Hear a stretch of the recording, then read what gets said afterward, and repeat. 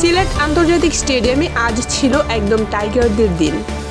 প্রথম টেস্টের দ্বিতীয় দিনে মাহমুদুল হাসান জয় এমন এক ইনিংস খেলেছেন যা হয়তো অনেক দিন মনে রাখবে বাংলাদেশের ক্রিকেট প্রেমীরা। দ্বিতীয় দিনের শুরুতে আয়ারল্যান্ডের ইনিংস থেমে যায় 286 রানে। এরপর ব্যাট হাতে নেমে বাংলাদেশ দেখালো একদম অন্য চেহারা। ওপেনার মাহমুদুল হাসান জয় শুরু থেকেই ছিলেন শান্ত, পরিপক্ক ও আত্মবিশ্বাসী।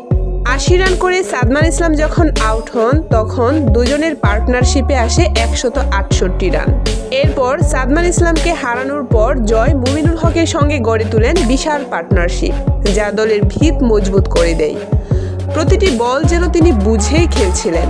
পুল, কাট, ড্রাইভ সবকিছুতেই ছিল নিখুঁত শৈলী।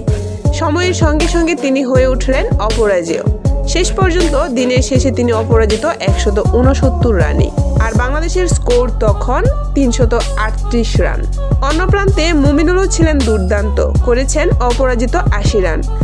এই ইনিংসটি শুধু স্কোরের দিক থেকে নয়, মানসিক দৃঢ়তার দিক থেকেও জয়ের ক্যারিয়ারের সেরা।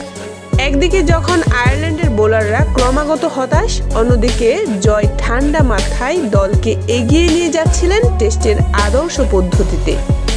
এই ইনিংসের মধ্য দিয়ে জয় আবারও প্রমাণ করলেন বাংলাদেশের ভবিষ্যৎ টেস্ট ব্যাটিংয়ের সবচেয়ে উজ্জ্বল নাম তিনি।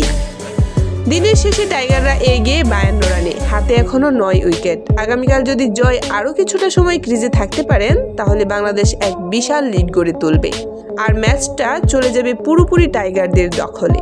এমন দিনে শুধু একটা কথাই বলা যায়, সিলেটের আকাশ আজ লাল সবুজে রাঙা, আর সেই রঙের নাম মাহমুদুল হাসান জয়।